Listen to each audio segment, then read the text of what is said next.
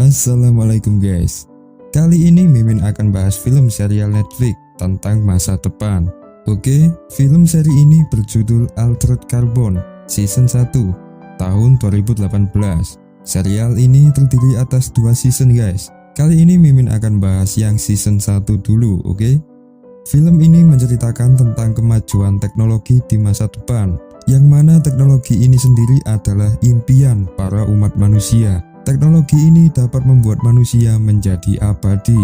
Di masa ini, nyawa adalah hal yang tidak perlu dikhawatirkan lagi. Namun, teknologi ini malah dimanfaatkan untuk tindakan kriminal oleh para penjahat. Oke, bagaimanakah kelanjutannya? Langsung saja genjot ke plotnya. Sebelum masuk ke plotnya, Mimin jelasin sedikit guys, supaya kalian gak bingung dengan isi film ini. Film ini berlatar ketika teknologi yang disebut dengan sistem pemindahan nyawa sudah lama diterapkan. Mekanisme sistem teknologi ini adalah dengan menanam alat digital yang disebut dengan implan DIXA. Implan DIXA tersebut kemudian dimasukkan ke dalam leher bagian belakang dan kemudian dihubungkan dengan saraf otak, yang mana alat itu dapat menyimpan semua peristiwa, ingatan, dan perasaan yang kita lihat. Jika kita meninggal dan otak kita telah berhenti berfungsi, maka kita dapat dihidupkan kembali dengan cara memindahkan DIXA itu ke dalam bekas jasad orang lain yang telah diperbaiki. Kita pun kembali merasakan dan mengingat peristiwa terakhir sebelum kematian. Sistem ini tidak berlaku jika DIXA itu hancur atau rusak. Aturan penggunaan teknologi itu pun dibagi menjadi 2 golongan, yaitu untuk golongan orang kaya yang disebut dengan para Methuselah. Golongan ini dapat berulang kali mengkloning tubuh atau wadah mereka, dan kemudian melanjutkan hidup selamanya dengan tubuh yang sama. Terkadang, golongan ini juga dapat memesan tubuh sesuai keinginannya. Sementara golongan orang miskin hanya bisa mendapatkan tubuh seadanya dan tidak sesuai dengan keinginan mereka. Seringkali mereka mendapatkan tubuh yang tidak sesuai dengan jenis kelaminnya. Terkadang mereka juga mendapatkan tubuh yang cacat. Sejak adanya teknologi ini, malah banyak manusia yang menghilang dan jasadnya pun tak pernah ditemukan. Awal film diperlihatkan seorang mantan tentara protektorat negara. Ia bernama Takeshi Kovacs. Saat itu ia sedang bersantai usai menjalankan misinya, yaitu misi membunuh sekelompok orang dan kemudian mengumpulkan implan DIXA dari para korbannya. Takeshi dibantu dengan rekan wanitanya dalam menjalankan tugasnya. Saat itu Takeshi tiba-tiba diserang oleh para pasukan tentara protektorat. Mereka menembakinya sampai akhirnya rekan Takeshi terbunuh. Takeshi diserang karena ia telah mengkhianati para protektorat di masa lampau. Pada akhirnya ia dibunuh, namun DIXA-nya masih aktif dan kemudian dibekukan di penjara Millsport. Setelah 250 tahun DIXA-nya dibekukan, Takeshi tiba-tiba terbangun di ruangan bedah dengan tubuh yang aneh. Para dokter mengatakan bahwa DIXA miliknya telah dipasangkan ke dalam tubuh bekas jasad anggota kepolisian, tubuh yang ia gunakan saat ini. Setelah itu, Takeshi juga berkenalan dengan seorang mata-mata kepolisian yang bernama Letnan Christine Ortega. Christine mengatakan bahwa ia dihidupkan kembali karena permintaan seorang Methuselah kaya raya yang bernama Lauren Brankov. Christine kemudian langsung membawa Takeshi menuju rumah Brankov yang ditempatkan di atas awan. Di sana Takeshi disambut oleh istri Brankov yang bernama Miriam Brankov. Takeshi kemudian bertatap muka langsung dengan Brankov. Brankov menceritakan kekuasaannya di seluruh dunia. Ia merupakan seorang elit yang mengendalikan organisasi PBB dan sejenisnya. Dia juga penemu teknologi pemindah nyawa ini. Cloning dari wadah tubuhnya sendiri sangatlah banyak. Bahkan ia sudah menjalani hidup selama 450 tahun. Saat itu, Brankov menawarkan sebuah pekerjaan. Brankov tertarik dengan Takeshi karena ia kagum dengan riwayat hidupnya. Takeshi diberikan tugas untuk mencari orang yang membunuh Brankov 350 tahun yang lalu. Brankov menjanjikan untuk membebaskan masa tahanannya jika ia berhasil. Tak hanya itu, Brankov juga akan memberikan separuh kekayaannya kepada Takeshi jika ia berhasil. Namun saat itu Takeshi menolaknya, karena prinsipnya sendiri adalah tidak peduli dengan siapapun. Mendengar itu, Brankov pun mengancam akan membekukan kembali DIXA Takeshi jika ia tidak mau untuk menerima tawarannya. Takeshi pun meninggalkan Brenkov dan pergi menuju hotel milik Tuan Pui. Takeshi memesan kamar dan berencana menghabiskan sisa waktunya untuk bersenang-senang. Namun saat itu tiba-tiba ia diserang oleh sekelompok orang yang bernama Dimitri. Takeshi kebingungan, padahal sebelumnya ia tidak pernah mempunyai masalah dengan kelompok itu. Untungnya Pui memiliki senjata rahasia dan membantu Takeshi untuk membunuh semua kelompok itu.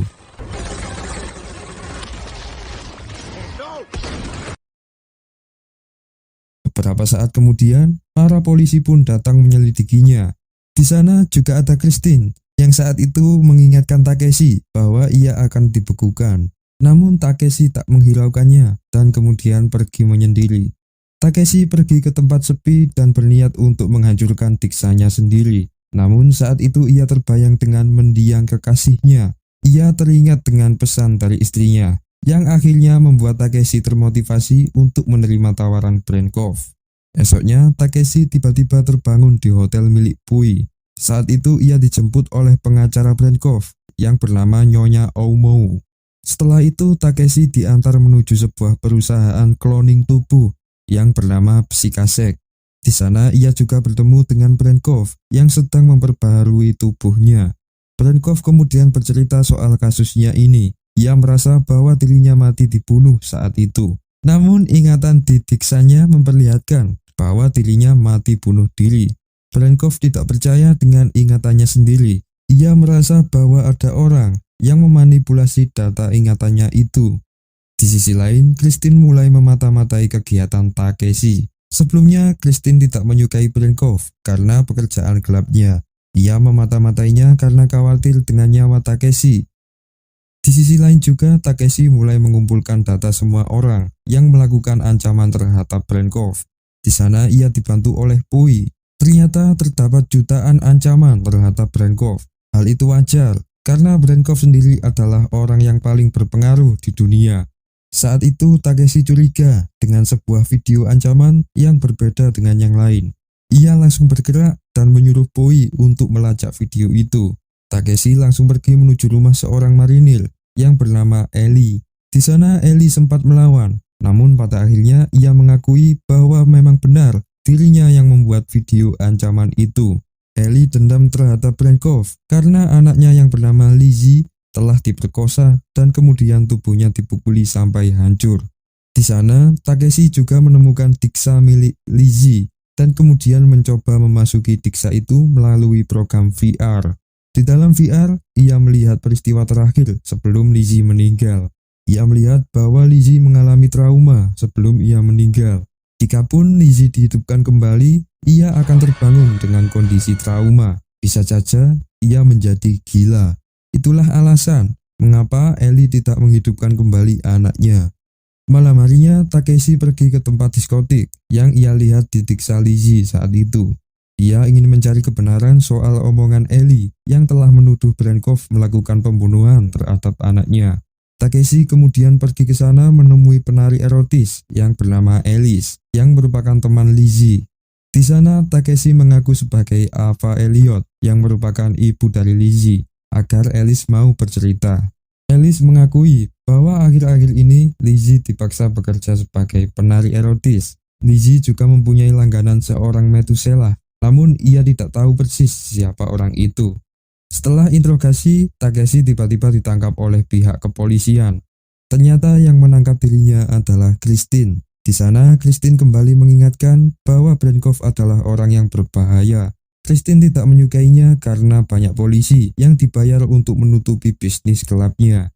Namun alih-alih Takeshi malah mengatakan bahwa dirinya mempunyai tujuan lain di balik penanganan kasus Brenkov ini. Selang beberapa waktu, pengacara Brenkov pun datang untuk membebaskan Takeshi. Keesokan harinya, Takeshi kembali menemui Eli untuk melakukan kesepakatan. Takeshi berjanji akan menyembuhkan anaknya dan menghidupkannya kembali. Dengan syarat, ia harus menjadi asisten Takeshi selama yang ia perlukan. Singkat cerita, akhirnya Eli menyetujuinya dan menyerahkan diksa Lizzie kepada Pui. Melihat Eli yang berpangkat marinir, Takeshi langsung memintanya untuk menunjukkan senjata terbaiknya. Eli langsung membawa Takeshi menuju tempat paling rahasia, yang mana tempat itu berisi senjata paling canggih di dunia. Akhirnya Takeshi mulai membeli beberapa senjata yang menarik itu. Malamnya Pui memasuki Diksha Lizzie melalui VR dan kemudian mulai melakukan terapi virtual terhadap Lizzie. Pui secara perlahan berhasil mengubah ingatan terakhir dari Lizzie, yang mana saat itu ia sedang stres. Melihat kemajuan anaknya, akhirnya Ellie mempercayai Takeshi dan mulai bekerja untuknya. Keesokan harinya, Takeshi diundang oleh Brenkov untuk datang ke pestanya. Takeshi kemudian berangkat bersama Ellie ke sana. Di sana, Takeshi juga ditugaskan Brenkov untuk memindai seluruh tamu yang kemungkinan besar telah melakukan pembunuhan terhadapnya. Setelah berkeliling, ia tidak juga melihat satupun hal yang janggal dari para tamu. Namun, Takeshi mulai mencurigai putra Brenkov yang bernama Ishak. Takeshi melihat bahwa Ishak cenderung memiliki sifat yang labil dan pendendam. Ia pun meminta izin Brenkov untuk menyelidiki Ishak. Di sisi lain, Ellie berhasil mendapatkan data pengawasan malam sebelum Lizzie meninggal. Mendengar itu, Takeshi langsung pergi kembali ke diskotik untuk mencari informasi lebih lanjut tentang Lizzie. Namun, saat ia menemui Alice, tiba-tiba Alice menyuntikkan cairan bius kepada Takeshi. Ternyata Alice disuruh oleh kelompok suruhan Dimitri, dan pada akhirnya Alice pun dibunuh juga oleh Dimitri. Takeshi kemudian dibawa Dimitri ke ruang VR, dan kemudian membayar para dokter untuk membantunya menginterogasi. Takeshi pun dipasangkan alat VR, dan kemudian dimasukkan ke ruangan virtual yang tidak nyata. Di sana Takeshi disiksa oleh Dimitri, yang mana sebelumnya ia tidak tahu dan mengira bahwa Takeshi adalah Riker, seorang polisi yang telah mengkhianati Dimitri. Takeshi terlanjur disiksa sampai mati berulang kali. Walaupun hanya virtual, namun tubuhnya tetap merasakan sakit yang sebenarnya. Takeshi merasa bahwa tubuh yang ia gunakan saat ini penuh dengan masalah. Setelah berulang kali merasakan kematian, akhirnya Takeshi tahu kelemahan dari interogasi virtual ini. Takeshi pun mencopot jantungnya sendiri dan membuat para dokter kaget. Melihat Takeshi yang hampir mati sungguhan, para dokter pun melepas alat VR itu dan membuatnya terbangun. Takeshi pun tersadar dan kemudian ia mulai menghabisi semua orang yang ada di ruangan itu. Setelah peristiwa itu, Takeshi langsung pergi menemui Christine untuk meminta pertanggungjawaban atas tubuh yang ia berikan. Takeshi bertanya soal Riker, seorang polisi yang telah tewas. Akhirnya Christine pun menceritakan semua soal tubuh itu. Sebelumnya, Riker adalah kekasih Christine, yang mana saat itu ia tewas karena hukuman mati. Riker terbukti mempunyai kegiatan jual beli manusia bersama kelompok Dimitri. Pengungkapan kasus itu membuat kelompok Dimitri diburu oleh para polisi sampai saat ini. Alasan Christine memakai ulang tubuh Riker adalah karena ia masih mencintainya. Takeshi yang saat ini memakai tubuh Riker pun merasa malu. Ia pun memberikan kepala Dimitri dan meminta Christine untuk membuka diksanya. Christine melihat bahwa Dimitri sempat berganti tubuh sebelum ia mati. Hal itu mengarahkan mereka menuju seorang pengepul tubuh dan diksa ilegal yang bernama Kirnix. Kirnix adalah seorang Methuselah kaya raya juga. Brenkov juga berteman baik dengannya. Di sana Takeshi melihat tubuh beberapa orang, yang mana tubuh rongsokan itu akan dihidupkan kembali dan kemudian diadu. Kirnix adalah orang yang suka menghabiskan uangnya untuk bersenang-senang saja. Di sana Takeshi juga terkejut karena ia melihat tubuh lamanya yang siap diadu di sana. Christine kemudian meminta Kirnix untuk membuka rekaman CCTV yang berisi rekaman Brenkov. Di sana mereka melihat Ishak yang sedang dipukuli Brenkov saat itu. Mereka menduga bahwa Ishak telah membunuh Brenkov karena balas dendam. Hal itu membuat mereka menggeledah langsung rumah Ishak. Di sana mereka menemukan sebuah alat cloning cell, yang mana alat itu sangat langka dan sulit didapatkan secara ilegal.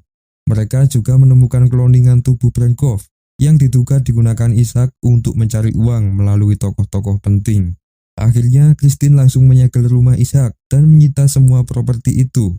Tanpa berpikir panjang, Takeshi langsung menemui Ishak dan mengungkapkan semua perbuatannya kepada Brenkov. Brenkov pun marah, namun saat itu Takeshi masih ragu jika Ishak yang melakukan pembunuhan. Takeshi pun meminta Brenkov untuk menunda penghukuman terlebih dahulu. Takeshi pun menemui Christine kembali dan mengajaknya pergi ke bar. Namun mereka tiba-tiba diserang oleh adik Dimitri yang saat itu ia sedang memakai tubuh lama Takeshi. Mereka pun dibawa ke arena pertarungan milik Carnage.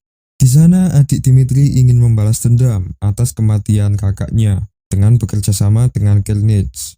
Sebenarnya Carnage juga sudah lama ingin melenyapkan Christine dan para polisi lainnya. Mereka pun dimasukkan arena dan mulai menghadapi para monster milik Carnage. Setelah melakukan pertarungan yang sangat sengit, akhirnya mereka berhasil membunuh adik Dimitri dan kemudian akhirnya mereka merusak diksanya. Namun melihat itu, Carnage menjadi tidak terima dan menyuruh pasukannya untuk membunuh mereka. Di saat bersamaan, seorang samurai sedang menghabisi seluruh anak buah Carnage dan kemudian menyelamatkan Takeshi. Takeshi melihat bahwa samurai itu ternyata adalah adiknya sendiri yang bernama Rei. Takeshi tiba-tiba terbangun di rumah Rei yang sangat mewah. Di sana, Rei mencoba menyempurnakan ingatan Takeshi tentang masa lalunya. Takeshi pun langsung flashback dengan peristiwa pertama kali saat ia bergabung dengan tentara protektorat.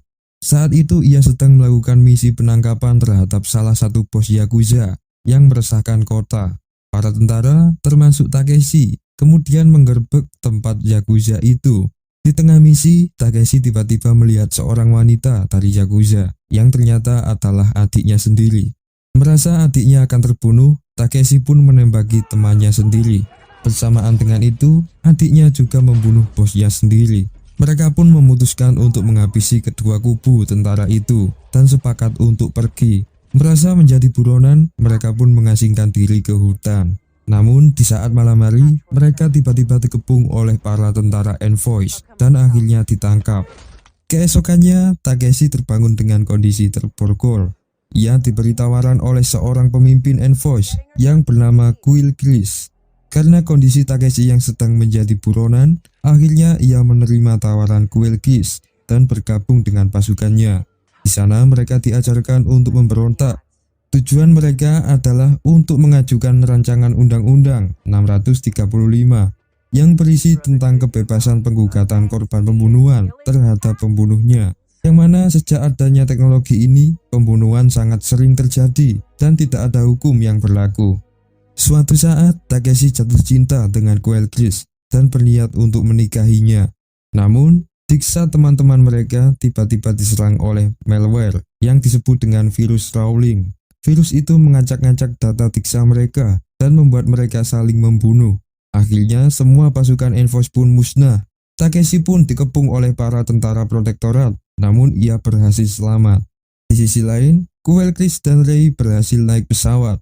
Namun di tengah perjalanan, tiba-tiba Rei menyerang Quill Chris karena ia telah meninggalkan Takeshi. Mereka berdua bertengkar, sampai akhirnya Rei meledakkan bom di dalam pesawat. Tubuh dan diksa Quill Chris hancur, sementara diksa Rei berhasil ditemukan. Sejak itulah Rei dan Takeshi terpisah.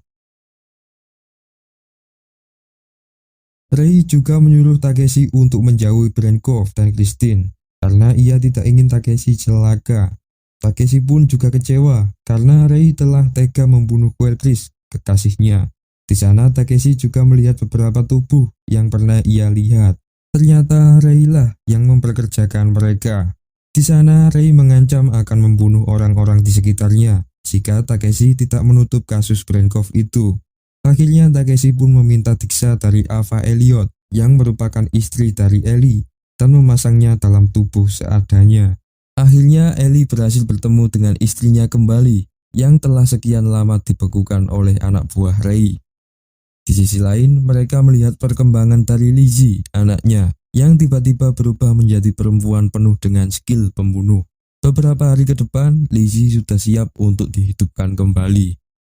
Di sisi lain, Christine yang telah pulih dari cederanya itu kemudian menyuruh peretas kelas kakap yang bernama Miki untuk menelusuri kesamaan DNA Takeshi.